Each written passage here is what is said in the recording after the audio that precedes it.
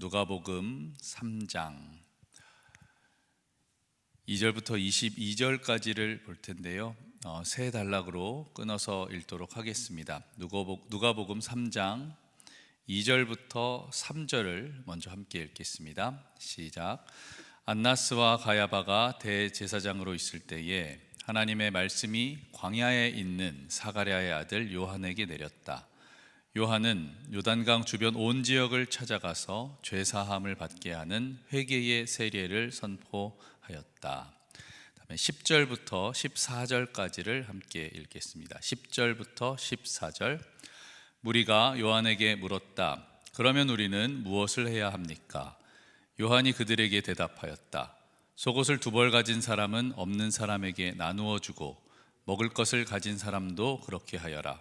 세리들도 세례를 받으러 와서 그에게 물었다. 선생님, 우리는 무엇을 해야 하겠습니까? 요한은 그들에게 대답하였다. 너희에게 정해준 것보다 더 받지 말아라. 또 군인들도 그에게 물었다. 그러면 우리들은 무엇을 해야 하겠습니까? 요한이 그들에게 대답하였다. 아무에게도 협박하여 억지로 빼앗거나 거짓 고소를 하여 빼앗거나 속여서 빼앗지 말고 너희의 봉급으로 만족하게 여겨라. 마지막으로 21절과 22절을 함께 읽겠습니다. 백성이 모두 세례를 받았다. 예수께서도 세례를 받으시고 기도하시는데 하늘이 열리고 성령이 비둘기 같은 형체로 예수 위에 내려오셨다. 그리고 하늘에서 이런 소리가 울려왔다. 너는 내 사랑하는 아들이요 나는 너를 좋아한다. 아멘. 오늘 말씀은 누가복음 3장의 말씀입니다. 누가복음은 1장과 2장에서 세례 요한과 예수님의 탄생 얘기로 시작한 이후에 오늘 3장에 이르러서는 선지자가 된 요한, 그리고 요한의 사역, 예수님께서 세례 요한에게 세례를 받으신 것, 그리고 예수님이 하나님의 아들이시다라는 족보가 기술됩니다. 이 예수님의 족보는 마태복음에도 나오는데요. 마태복음에서는 족보가 하향식으로 소개가 되어서 예수님이 아브라함과 다윗의 자손이시라는 혈통과 왕적 계보를 강조했다면, 누가복음에서는 하나님까지 거슬러 올라가는 상향식 구조로서 예수님이 완전한 하나님의 아들인 동시에 완전한 인간으로 이 땅에 오신 것을 강조하고 있습니다. 마태복음의 독자가 유대인이었다는 것과는 다르게 누가복음의 독자가 이방인이었다라는 것을 생각해 보면 하나님의 말씀은 시대와 상황 그리고 독자에 맞게 기술되고 선포되고 있는 것을 알 수 있습니다. 그렇기 때문에 오늘을 살아가는 우리들도 하나님의 말씀이 오늘 우리에게 그리고 바로 나에게 어떻게 말씀하고 계신지를 늘 묵상하고 기도하면서 그 말씀을 찾고 들어야 하는 것입니다. 이제 오늘 말씀을 하나씩 살펴보면 먼저 2절 중반부에 하나님의 말씀이 광야에 있는 사가랴의 아들 요한에게 내렸다라고 기록을 합니다. 요한에게 하나님의 말씀이 임했는데 바로 요한이 광야에 있을 때 하나님의 말씀을 들었다라는 것이죠. 요한에게는 바로 이 광야가 하나님의 말씀을 사모하고 기다리고 있었던 시간과 장소였던 것입니다. 이렇게 광야에서 하나님의 말씀을 받은 세례 요한은 이제 요단강 주변 온 지역을 찾아가서 회개를 선포합니다. 그리고 이 선포를 들었던 가난한 자, 부유한 자, 세리, 군인 할 것 없이 모든 이스라엘 백성들이 세례를 받으러 요단강으로 모여들고 있습니다. 요단강에 몸을 담가서 새로운 삶의 방식으로 자신을 바치고 있는 것입니다. 그럼 이들은 왜 요단강으로 나오게 된 것이고,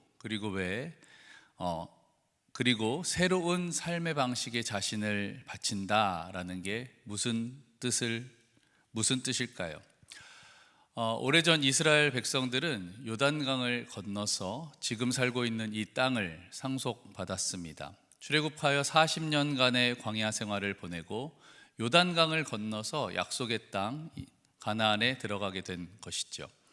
여호수아 3장과 4장을 보면 요단강 앞에 이르러서 이스라엘 백성들이 발에 물을 담그자 제방까지 가득 찼었던 물이 완전히 끊겨서 이스라엘 백성들은 마른 땅을 밟고 요단강을 건너갔다라는 내용이 나옵니다.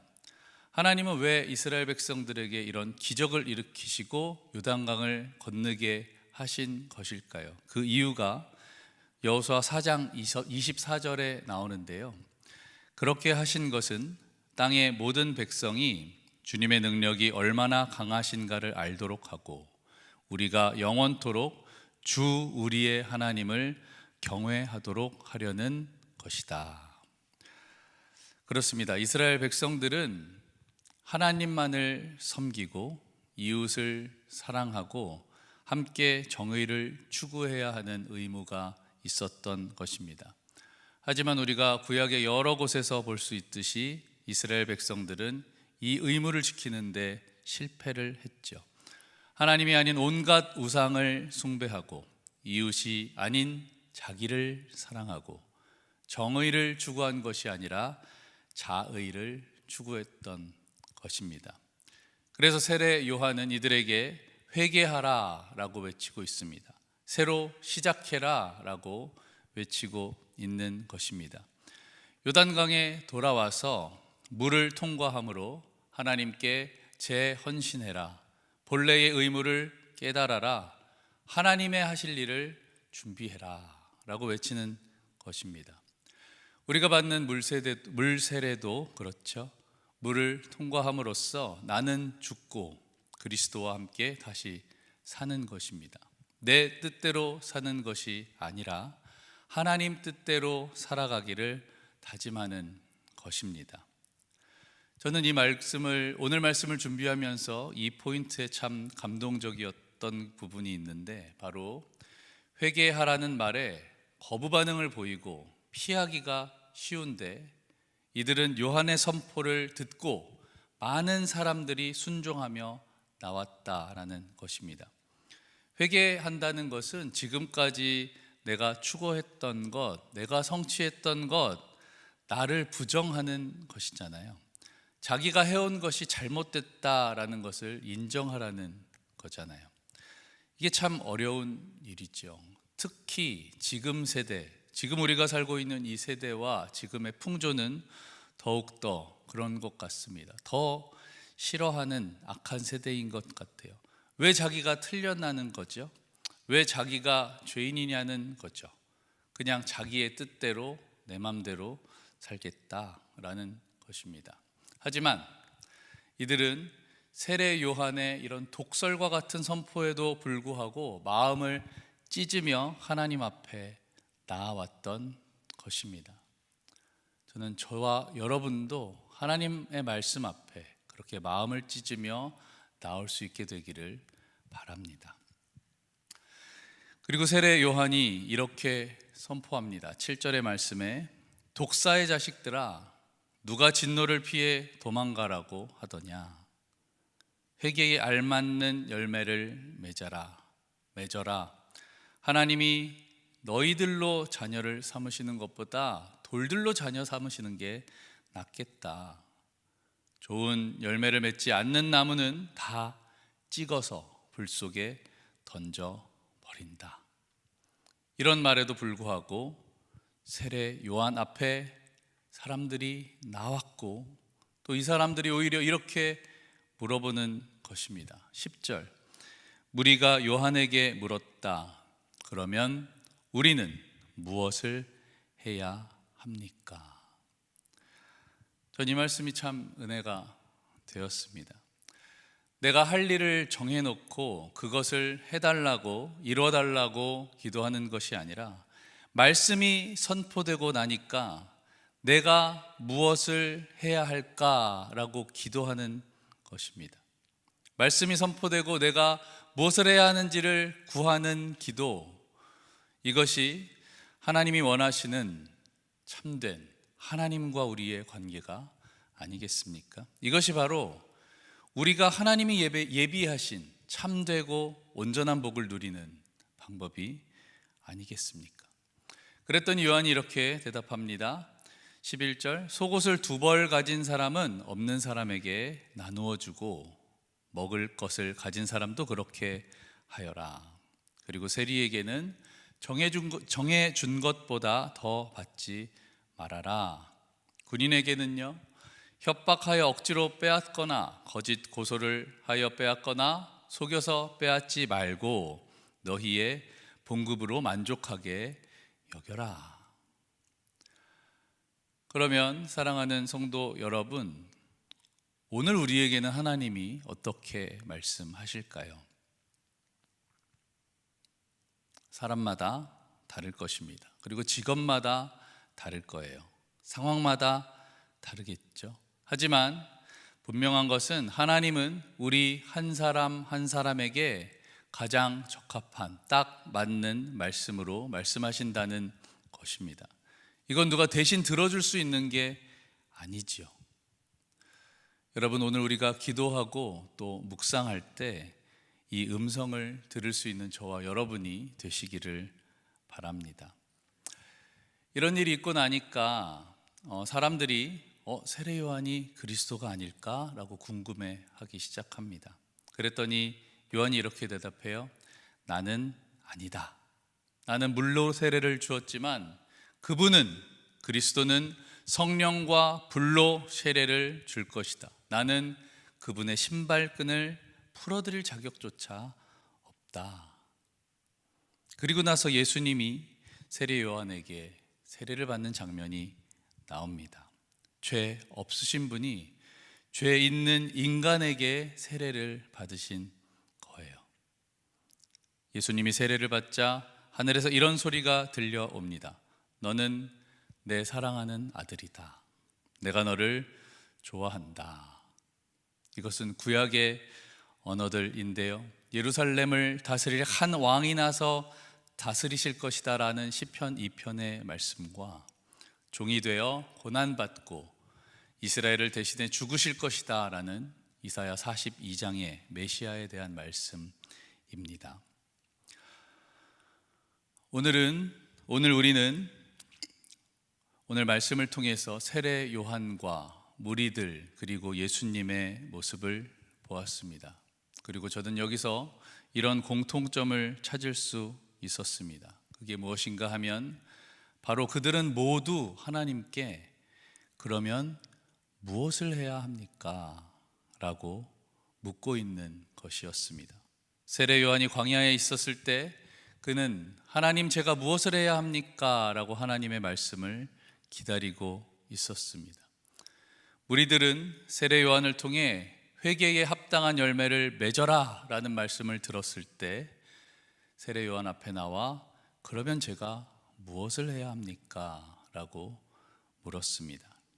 그리고 예수님은요, 그러면 제가 무엇을 해야 합니까? 라는 응답으로 인간의 몸을 입고 이 땅에 오셨고 죄가 없으시기에 회개할 것이 없었고 요단강의 물세례를 받으실 필요가 없었지만 하나님의 뜻을 이루기 위해 죄 없으신 분이 죄 있는 인간에게 물세례를 받으셨고 십자가에 못 박힐 필요가 없으셨지만 우리를 사랑하셔서 우리를 대신해서 십자가를 지셨던 것입니다. 이 모두가 제가 무엇을 해야 합니까? 라는 질문에 대한 결과였죠. 그러면 사랑하는 성도 여러분, 이제 우리는 어떻게 해야 하겠습니까? 하나님의 뜻을 이루기 위해 우리가 해야 할 것이 무엇일까요? 하나님 이렇게 좀 해주십시오 라는 나의 뜻을 이루기 위한 기도가 아닌 하나님의 뜻을 이루기 위해 내가 무엇을 해야 합니까? 물을 수 있는 성숙한 기도를 드릴 수 있는 저와 여러분이 되시길 바랍니다. 하나님의 음성이 들려왔을 때 핑계거리를 찾거나 이게 나에게 들려오는 음성이 맞는지 의심하거나 피하고 도망가지 말고 겸손히 그리고 잠잠히 하나님, 그러면 제가 무엇을 해야 합니까? 라고 물어보는 저와 여러분이 되었으면 좋겠습니다. 우리가 그렇게 할 때, 그렇게 하나님의 뜻을 구하며 순종하며 나아갈 때 하나님은 우리를 통해 이 땅 가운데 하나님의 나라를 이루어 가실 것입니다. 바로 이곳에 하나님의 교회를 세워 가실 것입니다. 그리고 우리는 그것으로 인하여 하나님이 예비하신 온전하고 완전한 기쁨과 복을 누리게 될 것입니다. 그렇게 살아가는 저와 여러분이 되시기를 예수 그리스도의 이름으로 축원합니다. 아멘. 이 시간 함께 말씀을 생각하면서 기도하겠습니다. 오늘 기도할 때에 하나님, 그러면 제가 무엇을 해야 합니까? 라고 물어보며 하나님께서 말씀하시는 그 음성을 듣게 되기를 바랍니다. 하나님, 제가 무엇을 해야 합니까? 물으며 기도할 때에 하나님께서 우리에게 응답하시고 또 우리를 통해 하나님의 나라를 이루어 가시며 우리에게 가장 완전한 온전한 복으로 채워주실 것을 믿습니다. 두 번째로 기도할 때에 우리 담임 목사님 출타 중이신데 오늘부터 금요일까지 NPC 전국 목회자 모임이 시카고에서 있고 그리고 금토일까지 피츠버그 한인연합장로교회 57년 부흥회를 인도하십니다. 담임 목사님이 그 모든 일정을 잘 감당하고 그곳에서도 하나님의 말씀을 선포하고 잘 나눌 수 있도록 함께 기도해 주시고요. 또 우리 교회의 모든 목회자들을 위해서 함께 기도해 주시기를 바랍니다. 함께 기도하겠습니다. 하나님 감사합니다. 오늘 또 누가복음의 말씀을 통하여서 아버지 우리에게 때로는 듣기 좋은 그리고 때로는 듣기 싫은 그리고 우리가 잘한 것도 있지만 우리가 잘하지 못한 것이 있을 때는 그것을 회개하고 돌이키라는 하나님의 말씀이 들려올 때 어떻게 반응했는지를 함께 나누었습니다. 아버지 하나님, 하나님의 말씀이 나에게 아플지라도 그 말씀이 들려왔을 때 하나님, 그러면 제가 무엇을 해야 합니까? 라고 하나님의 뜻을 구하는 성숙한 기도를 하는 우리 모든 성도들 되게 하여 주시고 그것이 나의 뜻을 이루는 것보다 나에게 더욱더 복된 일이며 또 가치 있는 일이며 또 하나님의 나라를 이루는 일임을 믿고 하나님을 의지하며 아버지 하나님께 질문하며 나아갈 수 있도록 도와주시옵소서. 아버지 김혜길 담임 목사님 출타 중에 있습니다. 아버지 하나님 모든 일정을 잘 감당할 수 있도록 함께하여 주시고 또 우리 온 교회가 담임 목사님 또 그 부흥회를 위하여서 함께 중보하고 기도할 때에 그 집회 가운데 하나님이 크신 은혜로 내려주시고 또한 그들에게 가장 적합한 응답으로 채워주시기를 소망합니다. 우리 교회 모든 목회자들과 함께하여 주시고 각자의 맡겨진 사역들을 잘 감당하게 하시며 또 목회자가 서로 화합하고 또 사랑하고 또 서로 위로하며 이 교회를 잘 세워나갈 수 있도록 도와주시고 아버지 하나님 안에 아버지 먼저 하나님의 나라를 이루고 하나님의 평화를 이루고 하나님의 사랑을 이루어 이 교회를 잘 세워나갈 수 있는 모든 목회자들 될 수 있도록 하나님 인도하시고 붙잡아 주시옵소서. 모든 것을 주님 앞에 맡기고 나아가오니 하나님의 뜻대로 이루어 주시옵소서.